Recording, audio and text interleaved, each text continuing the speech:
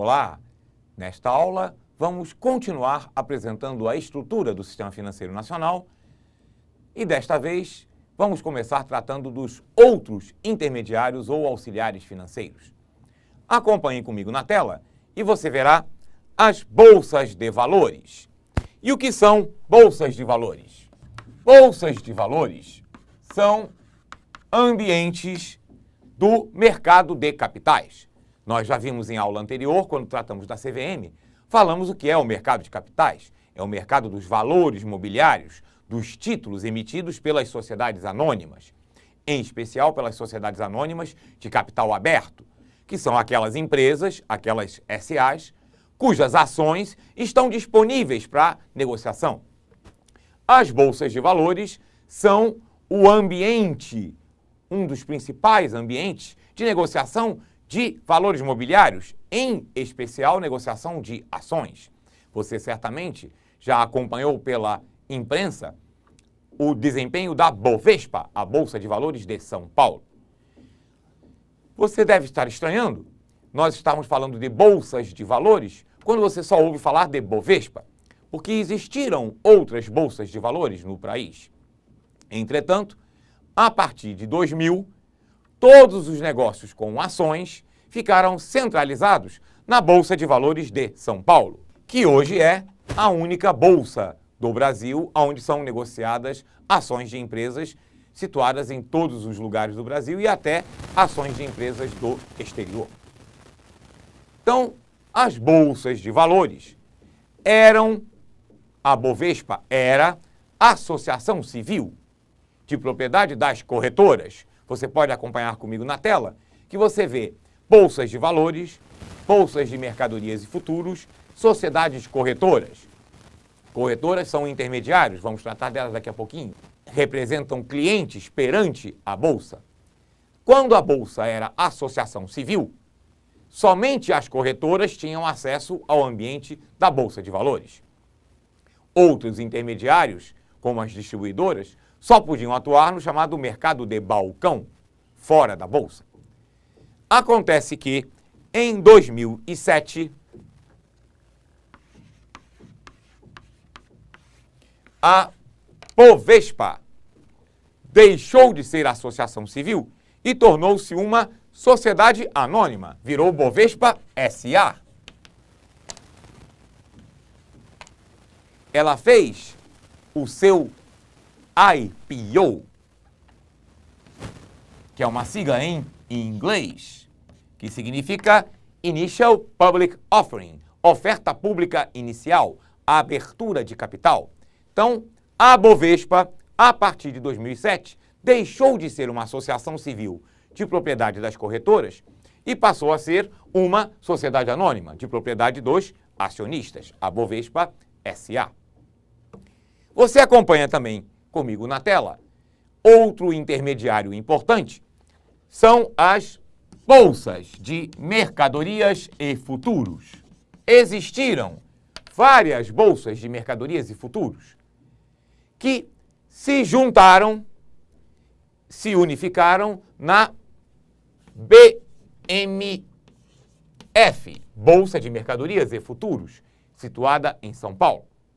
A BMF também era uma associação civil e também, em 2007, tornou-se uma sociedade anônima.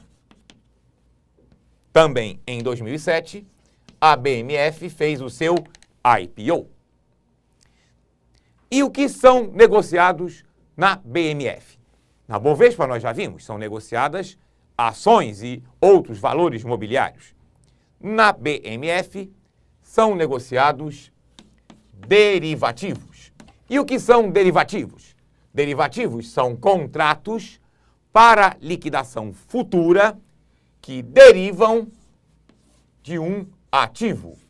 Que tipo de ativo pode ser ativo base, um ativo objeto, um ativo no qual se baseia um derivativo? Podem ser, basicamente, esses ativos. Podem ser commodities. Para um pouquinho.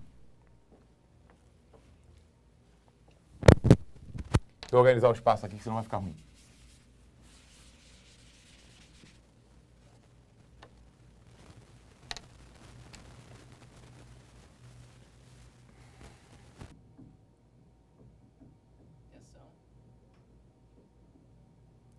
Que ativos podem ser base de um contrato de derivativos?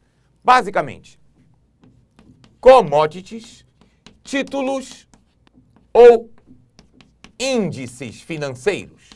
Se você ficou confuso, ainda não entendeu, tranquilo, fique calmo. Vamos traduzir para o português. O que são commodities? Commodities são mercadorias sem ser manufaturado.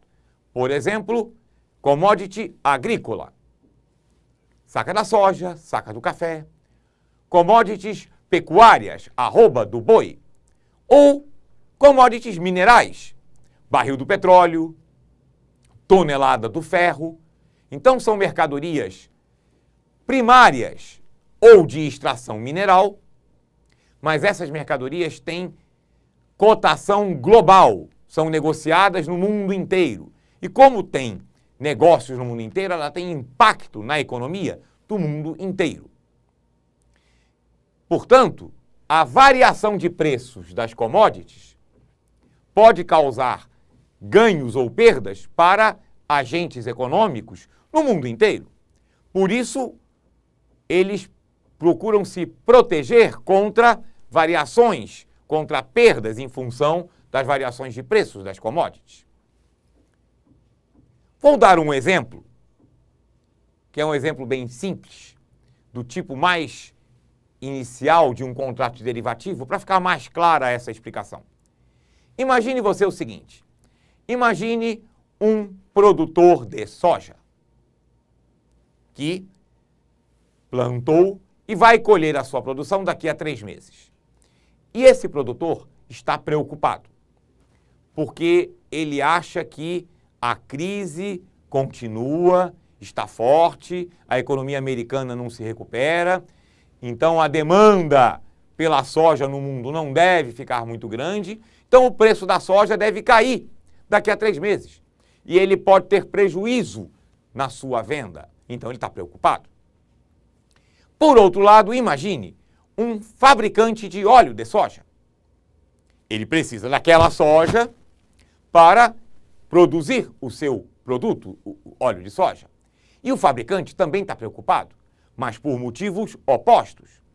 Esse fabricante de óleo de soja tem uma visão mais otimista da economia. Ele acha que a demanda vai subir, que as economias vão se recuperar e que o consumo de soja vai aumentar, então o preço vai subir. E para ele pode ficar caro adquirir a soja daqui a 3 meses e ele não pode repassar para o preço do produto dele, porque os importados competem. Então ele está preocupado. Vejam que nós temos então 2 personagens, o produtor de soja e o fabricante de óleo de soja, em pontas opostas do negócio, um está vendendo, o outro está comprando, e com preocupações opostas também, porque tem análises diferentes. Como é que ambos podem se proteger de uma variação adversa do preço desta commodity?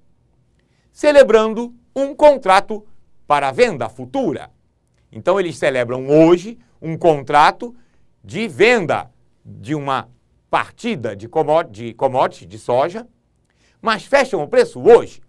Esse contrato só será liquidado daqui a 3 meses, quando a soja estiver colhida, será vendida, entregue e será paga. Mas o preço é combinado hoje. Um preço que seja bom para as duas partes, que cubra os custos do produtor e lhe dê algum lucro, e que não fique pesado para o fabricante de óleo de soja, que ele não precise diminuir a sua margem também. Esse exemplo que eu acabei de dar é um chamado contrato a termo, que é o tipo mais simples de derivativo. E é um tipo que existe até hoje. Na verdade, o mercado de derivativos se sofisticou muito, não tem só apenas mais esse tipo de acerto bilateral, parte a parte, mas ele continua existindo. Então, com essa sofisticação do mercado de derivativos, os contratos passaram a ter características financeiras e, portanto, podem ser negociados em bolsas, como um ativo financeiro. a bolsa que negocia contratos de derivativos como contratos financeiros é a BMF, as bolsas de mercadorias e futuros.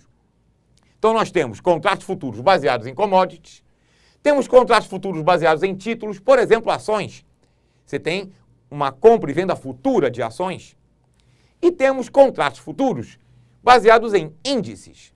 Por exemplo, o contrato futuro mais negociado na BMF, na Bolsa de Mercadorias e Futuros de São Paulo, é o contrato futuro baseado no índice da taxa de juros futura do CDI, do Depósito Interbancário. Agora, ficaria um pouco abstrato eu explicar como é que funciona um contrato futuro de taxa de juros. Nós vamos deixar esse ponto para a parte de aprofundamento no edital que entrar esse conteúdo dos derivativos.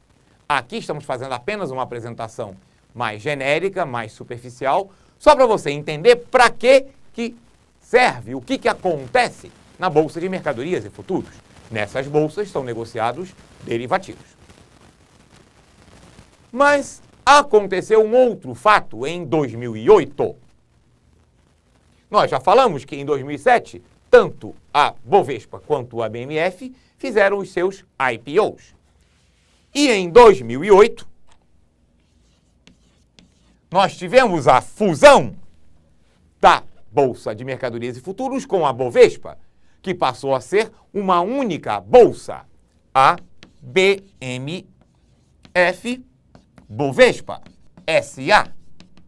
Uma bolsa que é uma sociedade anônima e que nela tanto são negociados derivativos, como também são negociados ações e outros valores mobiliários. Continuam existindo dois ambientes diferentes de negociação, com regras próprias, mas é uma única bolsa, uma única empresa.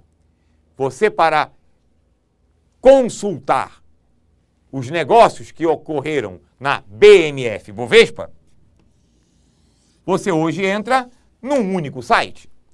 Na internet, o site www.bmfbovespa.com.br.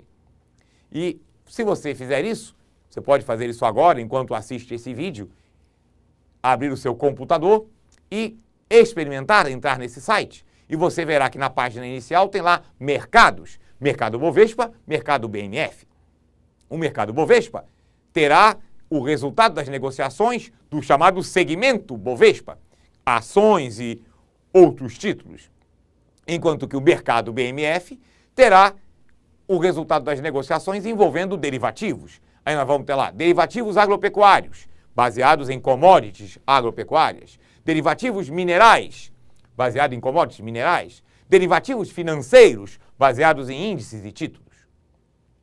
Então, essa é hoje a Bolsa do Brasil, a BMF Bovespa S.A. Entretanto, você acompanha novamente comigo na tela, porque na regulamentação nós ainda vamos encontrar bolsas de valores, bolsas de mercadorias e futuros, porque não está proibido de criar outra bolsa. A regulamentação não restringe que tem que ser uma só. Dificilmente isso ocorrerá, porque a BMF Bovespa é uma potência. É a terceira ou quarta maior bolsa do mundo. Em volume de negócios, em importância, o mercado de capitais e o mercado de derivativos do Brasil tem crescido muito. Então, muito dificilmente, alguém irá criar uma bolsa para competir com esse gigante, mas não está proibido. Então, do ponto de vista da regulamentação, você ainda irá encontrar bolsas de valores, bolsas de mercadorias e futuros, embora na prática hoje só exista uma.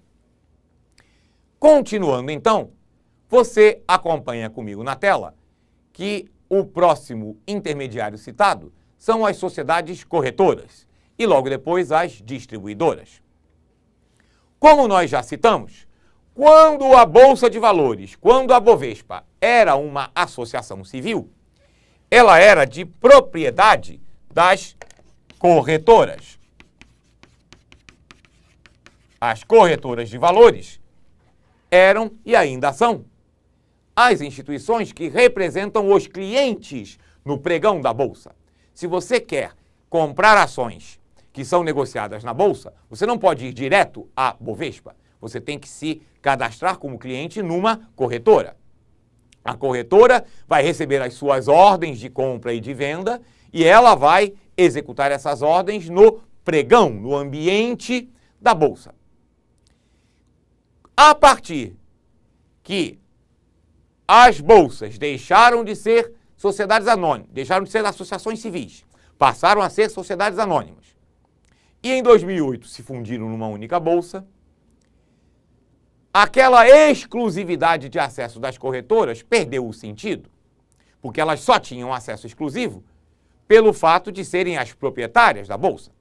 Então, em março de 2009, com a decisão conjunta número 17 do Banco Central com a CVM, as distribuidoras passaram também a poder acessar, a participar do ambiente de bolsa de valores.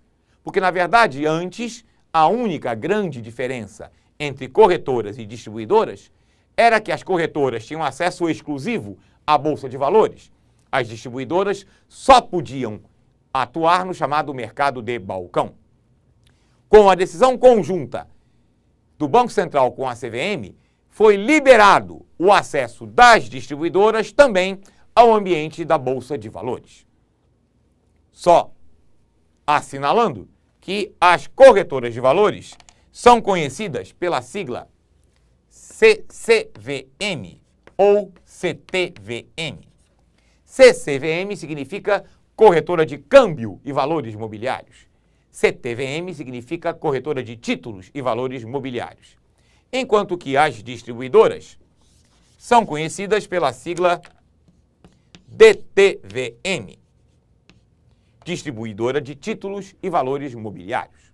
Continuando, acompanhe comigo na tela acerca das sociedades de arrendamento mercantil, ou também conhecido como leasing. Tinha que ter mais uma palavra em inglês. O leasing, também conhecido como arrendamento mercantil, resumidamente, é a operação na qual uma empresa aluga um bem para outra, sendo que esta outra, o arrendatário, tem a opção de comprar o bem ao final do contrato. Ou seja, em poucas palavras, resumidamente, leasing é um aluguel com opção de compra. As sociedades de arrendamento mercantil, as empresas de leasing, são instituições financeiras que adquirem o bem do fabricante para arrendá-lo, para alugá-lo para os seus clientes. Os bancos múltiplos, a partir de 94, passaram também a ter autorização para operar a carteira de leasing dentro do banco múltiplo. Mas ainda assim, existem várias sociedades de arrendamento mercantil independentes. O leasing é uma operação que evoluiu com o passar do tempo e já de alguns anos para cá também foi permitido para pessoas físicas. Originalmente o leasing era destinado exclusivamente a pessoas jurídicas. Neste momento, é só o que nós precisamos saber acerca do leasing e saber que existem instituições financeiras especializadas nessa operação, que são as sociedades de arrendamento mercantil ou empresas de leasing. Acerca do conteúdo mais específico da operação de leasing, nós vamos tratar mais à frente quando falarmos de produtos e serviços financeiros. Acompanhe comigo na tela que nós temos ainda as corretoras de câmbio. Corretoras de câmbio são aquelas casas de câmbio, são aquelas instituições especializadas em operações de câmbio, principalmente a chamada troca manual, onde você vai para uma corretora, a uma casa de câmbio, entrega reais e recebe dólares ou euros.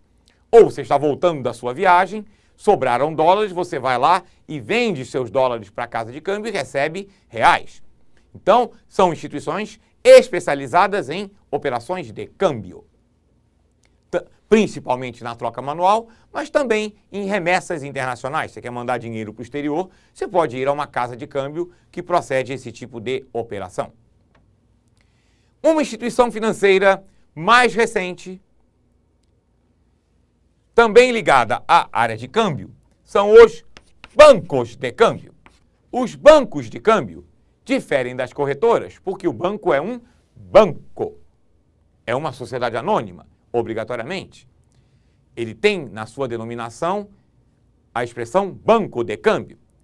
E ele pode conceder operações de crédito, coisa que a corretora de câmbio não pode.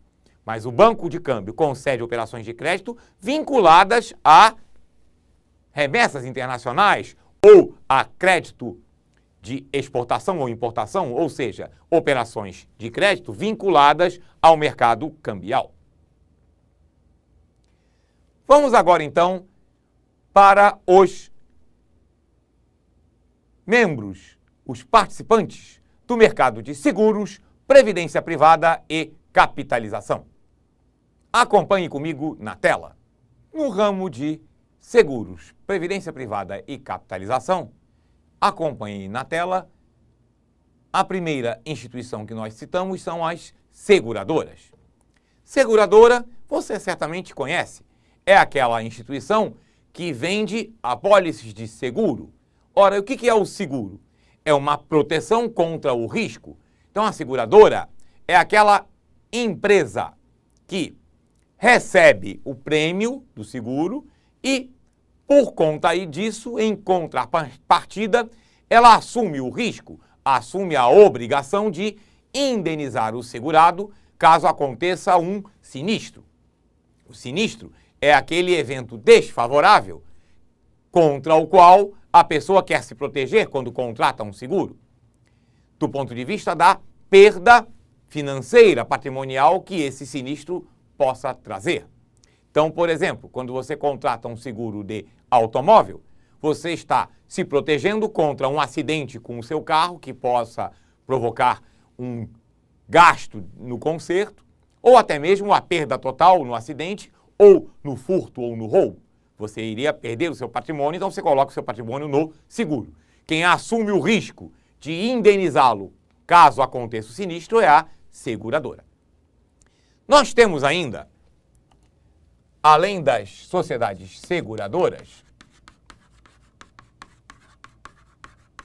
nós temos um outro tipo de instituição, que são aquelas que oferecem o seguro-saúde, que é um tipo de seguro. É diferente de plano de saúde. A diferença é a seguinte: o plano de saúde é uma empresa médica que trabalha principalmente com oferta de serviços médicos. Então, ela tem uma rede própria, pode ser credenciada. Enquanto que o seguro-saúde, ele é uma empresa do ramo de seguro, que trabalha com cobertura de sinistro. Então, o seguro-saúde trabalha principalmente com reembolso. Você teve um sinistro, um problema de saúde que precisou pagar um atendimento, o seguro te reembolsa. Claro que o plano de saúde também tem reembolso e algumas empresas de seguro-saúde também operam com rede credenciada, mas o foco é distinto.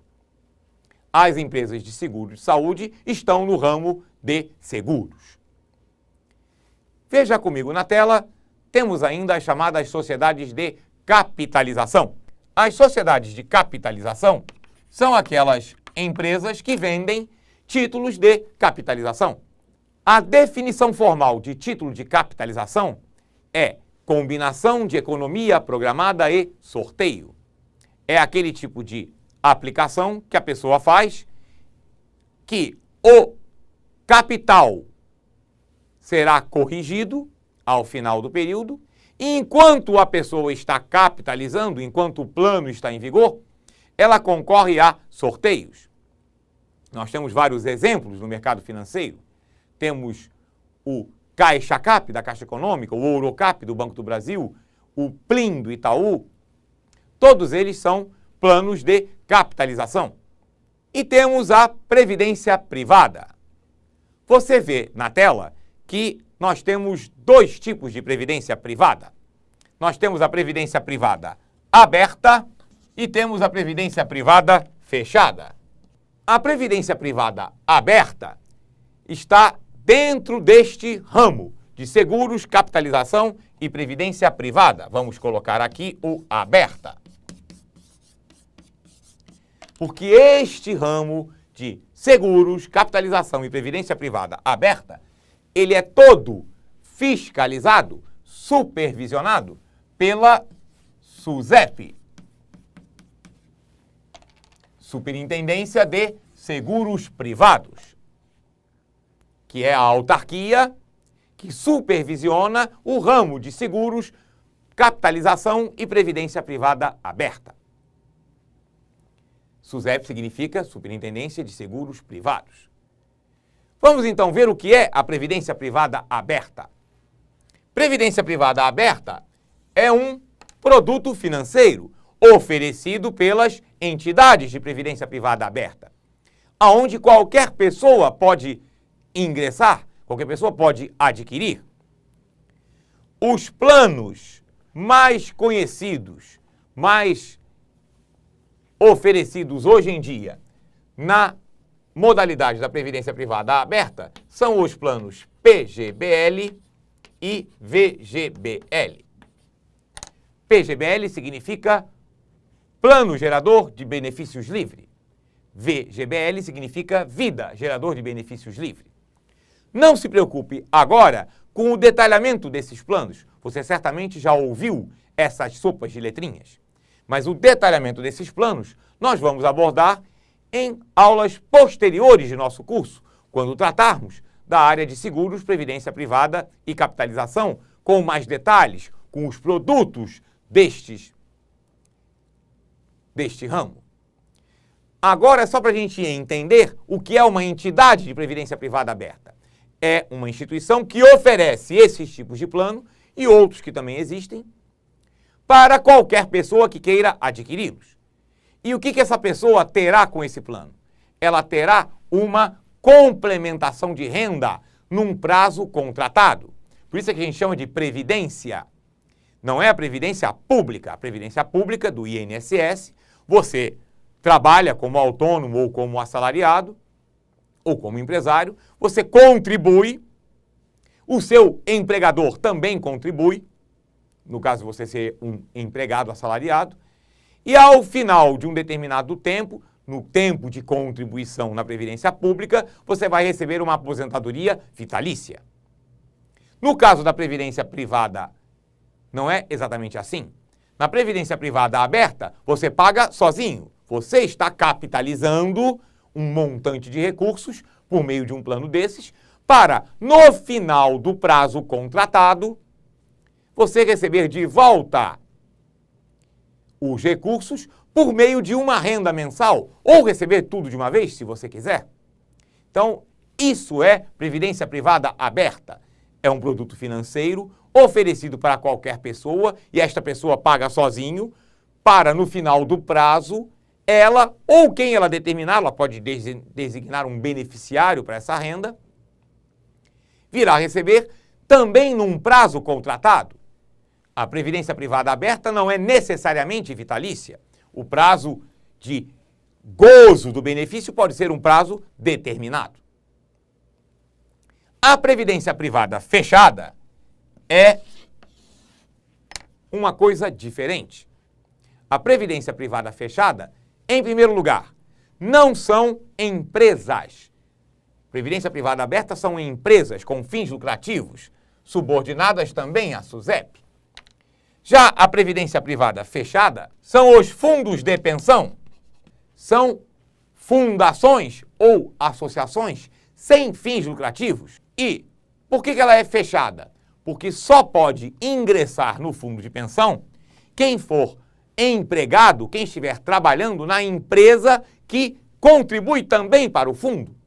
Então, no fundo de pensão, as contribuições que vão formar o montante de recursos que vai pagar o benefício não é só do empregado, é do empregado e do empregador.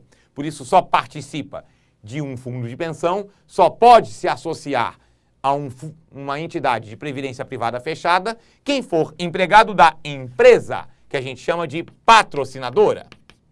O benefício que o empregado da patrocinadora terá direito ao final do prazo de capitalização, e aí varia de plano para plano, depende do regulamento, qual é o prazo, quais são as condições, mas este benefício é também um benefício vitalício. Quando tratarmos, em aula mais à frente, de previdência privada fechada e aberta, nós vamos entrar com detalhes nos tipos de planos da previdência privada fechada, as condições de oferecimento de adesão a esse tipo de fundação. No momento, estamos apenas apresentando as instituições que participam do ramo de seguros, previdência privada e capitalização. E fazemos questão, então, de ressaltar que a previdência privada fechada está num ramo separado, não faz parte deste ramo aqui, porque a previdência privada fechada não é supervisionada pela SUSEP. A previdência privada fechada, ela é supervisionada pela Previc, que é uma autarquia que foi criada no final de 2009 e que significa Superintendência da Previdência Complementar. É a instituição reguladora, supervisiona a previdência privada fechada. Enquanto que a previdência privada aberta está junto com as demais instituições do ramo de seguros e previdência privada e capitalização, que são supervisionadas pela SUSEP. Dos sistemas de liquidação e custódia são instituições que prestam serviços aos diversos segmentos do mercado financeiro. Como o próprio nome diz, eles fazem a custódia dos ativos financeiros, dos títulos que são negociados e fazem a liquidação. Quando a gente fala de liquidação, significa liquidação financeira da operação, ou seja, transferir o dinheiro do comprador para o vendedor e transferir a titularidade dos títulos negociados do vendedor para o comprador. Isso tudo é feito de forma eletrônica, escritural, por isso é que são sistemas, porque são sistemas de processamento de informações e de registro, por isso são de custódia, porque a maioria dos títulos negociados é o que a gente chama de título escritural. O título não tem existência física, não é um papel, é um registro eletrônico. Acompanhem comigo na tela o primeiro sistema de liquidação e custódia que nós elencamos é o Selic, sobre o qual já falamos quando tratamos da política monetária, da intervenção do Banco Central comprando e vendendo títulos públicos federais. Selic, Sistema Especial de Liquidação e Custódia, é o sistema que registra as operações feitas com títulos públicos federais no Open Market, aquele mercado aberto, onde negociam Banco Central e bancos, negociações envolvendo títulos públicos federais. Temos também a CETIP, cujo nome hoje é CETIP SA, Balcão Organizado de Ativos e Derivativos. O nome CETIP vem da sua origem histórica. Quando ela foi criada em 1976, ela se chamava Central de Custódia e Liquidação de Títulos Privados. Daí vem a sigla CETIP. Depois mudou de nome várias vezes e, desde a criação até 2008, 2009, era uma associação civil, de propriedade das instituições financeiras que a criaram. Em 2009, ela se transformou numa SA, por isso hoje CETIP SA. Balcão organizado, ou seja, um local que registra operações, mas não é uma bolsa, não tem um pregão, de ativos e também de derivativos. Derivativos nós já vimos o que é quando comentamos sobre BMF. Só que aquele ali são os derivativos de bolsa. Aqui são registrados derivativos fora da bolsa, negociados diretamente entre as partes, os chamados derivativos de balcão. Quais são os principais ativos que são registrados na CETIP? A CETIP registra, faz a custódia e faz a liquidação financeira da quase totalidade dos títulos privados, com exceção das ações. As ações são registradas, a sua operação toda é registrada numa outra Câmara que nós vamos falar logo em seguida, que você pode até ver comigo na tela, a CBLC, Companhia Brasileira de Liquidação e Custódia.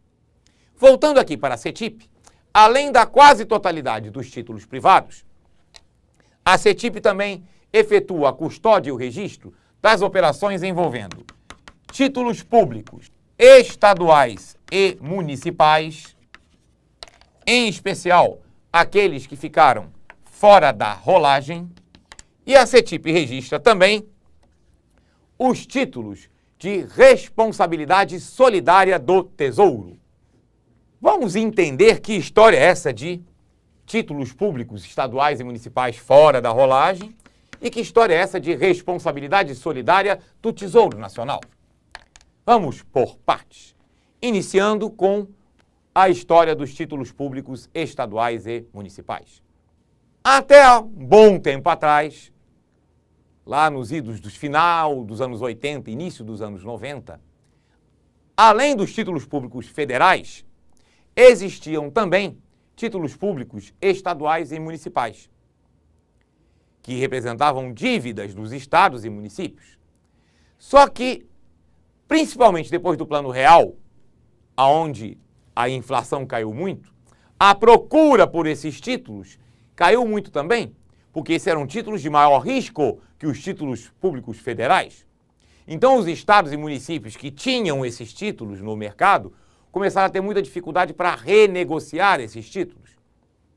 E aí foi feito um acordo dos estados e municípios com o governo federal, o chamado Acordo da Rolagem. E o que foi esse Acordo da Rolagem? O governo federal, a União, emitiu novos títulos, especificamente para essa operação. Com o dinheiro arrecadado por esses títulos, a União comprou os títulos estaduais e municipais que estavam no mercado. Então, os estados e municípios que tinham que ficar rolando a dívida no mercado passaram a dever para a União e assinaram um acordo de parcelamento dessa dívida. Então, em vez de ficar renegociando, comprando e vendendo títulos novos, a União comprou aqueles títulos, os títulos saíram do mercado e os estados e municípios assinaram acordos de rolagem da dívida, de pagar parceladamente durante um prazo longo. O valor do pagamento é um percentual da arrecadação e, durante 10 anos, aqueles estados que assinaram o acordo não poderiam mais emitir novos títulos. Então, hoje, títulos públicos estaduais e municipais é uma coisa residual, porque a maioria dos estados e municípios que tinham títulos públicos aderiu a esse acordo. Os poucos que não aderiram continuaram rolando títulos no mercado. Esses poucos títulos estaduais e municipais que ficaram fora do acordo da rolagem, ou algum estado ou município que assinou o acordo, mas já passou mais de 10 anos, poderia emitir novamente, então esses títulos estaduais e municipais fora da rolagem, aqueles que não foram comprados pelo governo federal, as operações envolvendo esses títulos são registradas na CETIP. Então, isso é o que explica títulos estaduais e municipais fora da rolagem. Títulos de responsabilidade solidária do Tesouro são títulos que são emitidos por outros órgãos públicos, não são emitidos pelo Tesouro, portanto, não são títulos da dívida pública federal no sentido estrito. Porém, o Tesouro garante o pagamento desses títulos. O Tesouro é uma espécie de avalista, por isso é que se diz que é um título com responsabilidade solidária do Tesouro. O melhor exemplo de um título de responsabilidade solidária do Tesouro é o chamado TDA, Título da Dívida Agrária. O TDA é um título emitido pelo Ministério do Desenvolvimento Agrário para pagar indenização quando há uma desapropriação de fazenda. Porque pela legislação, pelo Estatuto da Terra, quando uma fazenda é declarada improdutiva, ela pode ser desapropriada para fins de reforma agrária. Mas essa desapropriação não é gratuita. Ela é onerosa para o Estado. O Estado paga ao fazendeiro que está sendo desapropriado, mas ele não paga em dinheiro.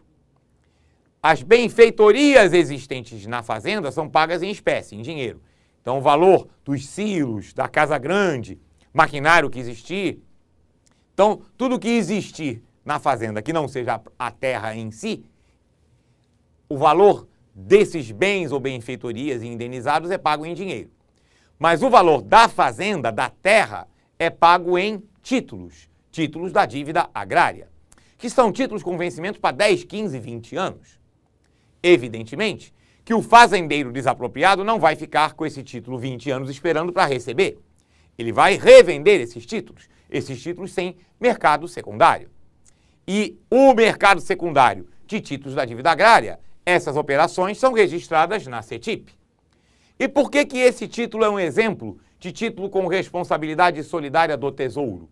Porque se lá no vencimento o Ministério do Desenvolvimento Agrário, que foi o ministério que emitiu, não tiver no seu orçamento recursos suficientes para pagar esses títulos, ou houve uma reforma ministerial, aquele ministério foi extinto, não existe mais, em qualquer hipótese semelhante, o Tesouro é obrigado a bancar o pagamento, porque o Tesouro é solidariamente responsável com a emissão daqueles títulos.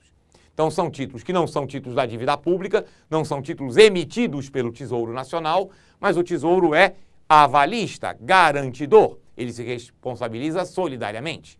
Mas esses títulos são, portanto, registrados e têm as suas operações cadastradas na CETIP.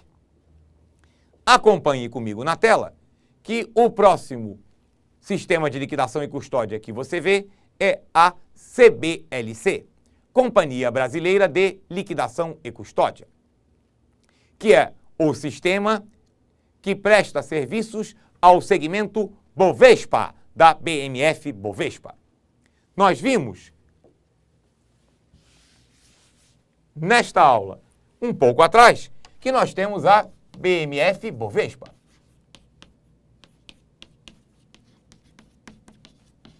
Uma única bolsa com dois segmentos. Um segmento de ações e títulos, a Bovespa, e um segmento de derivativos, BMF. O sistema de liquidação e custódia que presta serviços para a Bovespa, o segmento Bovespa, onde são registradas as negociações com ações, é a CBLC, Companhia Brasileira de Liquidação e Custódia, que é uma subsidiária integral. É uma empresa, uma companhia, mas que tem um único sócio, que é a própria BMF Bovespa. Toda a negociação com ações no Brasil, feita no ambiente da Bolsa, feita no mercado de balcão, todas as negociações são registradas na CBLC.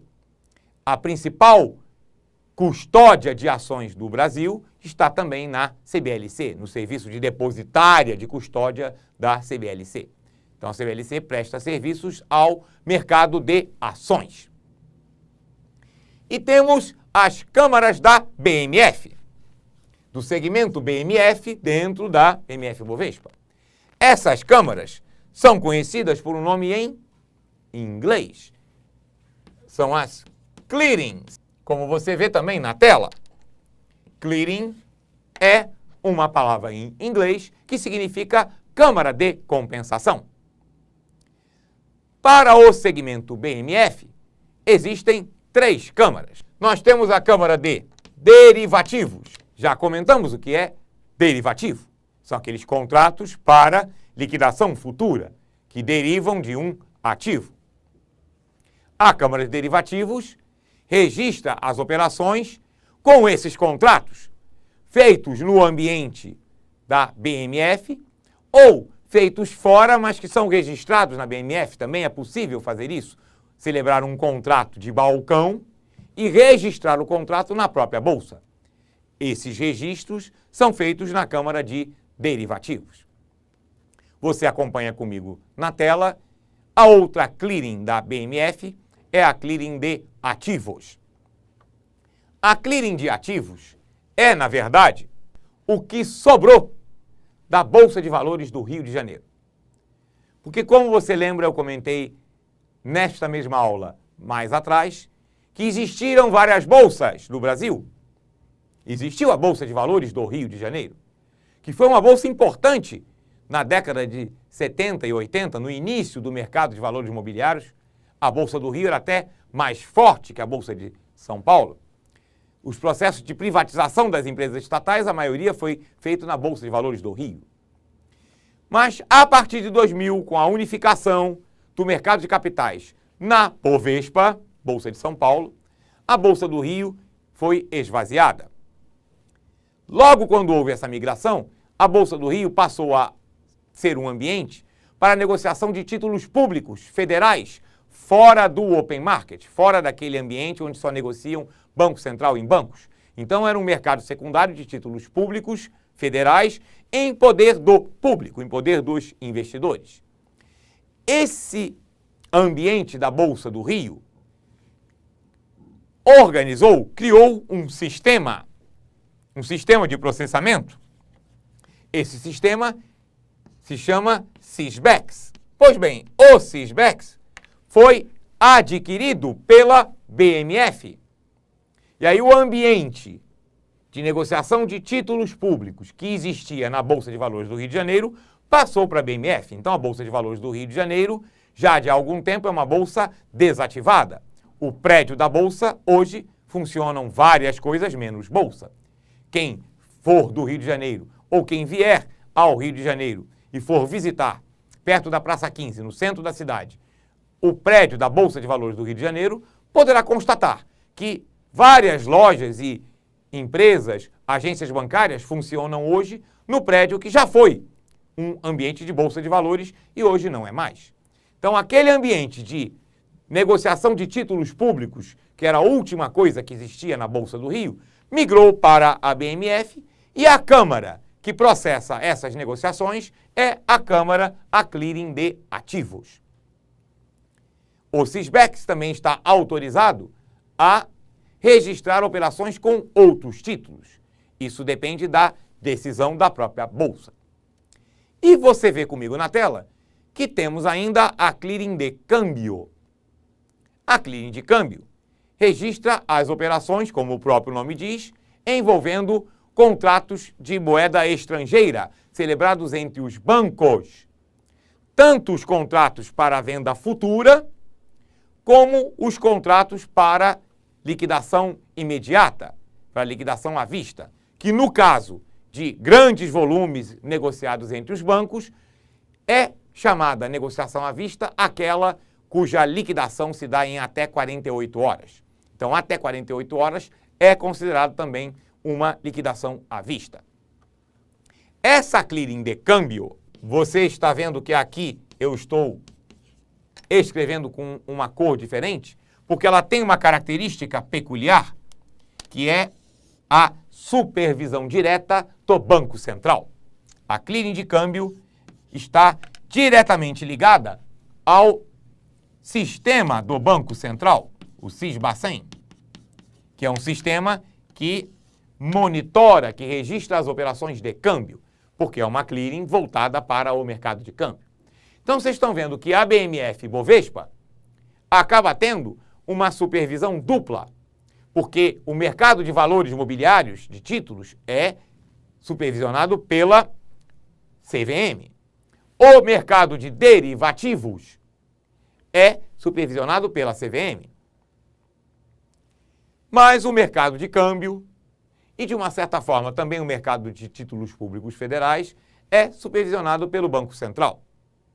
Então, a BMF Bovespa, como bolsa unificada, acaba tendo uma supervisão dupla, tanto pela CVM, que é a principal, como também pelo Banco Central, em particular nas operações cursadas no seu ambiente de câmbio.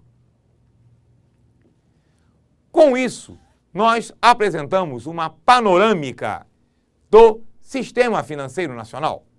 Em nossa próxima aula, nós vamos tratar de um assunto relacionado ainda à estrutura do sistema, que é o funcionamento do sistema de pagamentos brasileiro. Nós já adiantamos que houve uma mudança no sistema de pagamentos brasileiro. Na nossa próxima aula, vamos iniciar comentando como era esse sistema e como ele ficou após a reforma de 2002. Até lá!